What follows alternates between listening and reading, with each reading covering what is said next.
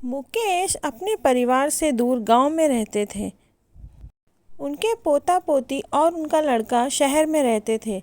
जब गर्मियों की छुट्टी पड़ती थी तभी वो गांव उनसे मिलने आते थे। मुकेश उनके आने का इंतज़ार कर रहे थे। वो बहुत खुश थे।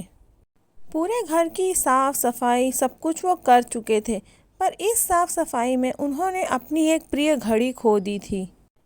कहने को तो ये घड़ी पुरानी थी, लेकिन ये घड़ी उनकी स्वर्गीय पत्नी ने काफ़ी सालों पहले उनको उपहार में दी थी।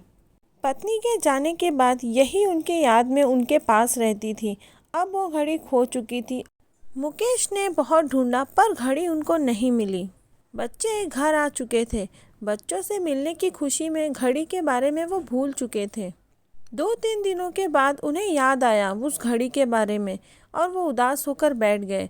बच्चों ने पूछा, क्या हुआ दादाजी, आप उदास क्यों बैठे हैं? तब दादाजी ने घड़ी के खोने की बात बच्चों को बताई।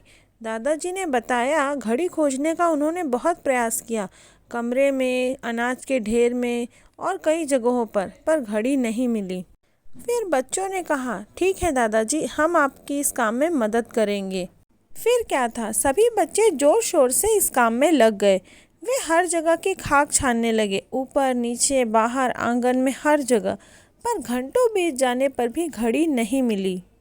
अब लगभग सभी बच्चे हार मान चुके थे और मुकेश को भी यही लगा कि घड़ी नहीं मिलेगी। तभी उनका बड़ा पोता उनके पास आया और बोला, दादाजी मुझे एक मौका और दीजिए। और इस बार वो अपने साथ और किसी बच्चे को नहीं ले गया। वो अकेले ही घड़ी को ढूंढता रहा और कुछ देर बाद अपने हाथ में घड़ी बाहर लेकर निकला। मुकेश ने बच्चे को गले से लगा लिया। उसके बाद मुकेश ने बच्चे से पूछा कि तुम्हें ये घड़ी कहाँ से मिली? तब बड़ा बच्चा बोला, दादाजी मैं हर कमरे में जाकर शांति से 5 मिनट बैठ गया और जब मैं पीछे वाले कमरे में गया वहाँ मैं घड़ी की आवाज़ पर ध्यान केंद्रित करने लगा। कमरे में शांति होने के कारण मुझे घड़ी की टिक टिक सुनाई दी, जिससे मैंने उसकी दिशा का अंदाज़ा लगाया और भूसों के ढेर में वो घड़ी मुझे मिल गई। मुकेश ये सुनकर बहुत खुश हुए कि जो काम उन्होंने नहीं सोचा वो एक बच्चे ने कर दिखाया।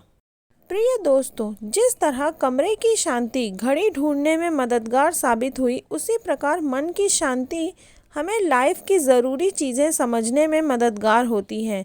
हर दिन हमें अपने लिए थोड़ा वक्त निकालना चाहिए, जिसमें हम बिल्कुल अकेले हों, जिसमें हम शांति से बैठकर खुद से बात कर सकें और अपने भीतर की आवाज़ को सुन सकें। तभी हम लाइफ में कुछ अच्छा कर पाएंगे। प्रिय दोस्तों, कहानी सुनने के लिए धन्यवाद। मैं उम्मीद करती हूँ आपको ये कहानी अच्छी लगी होगी।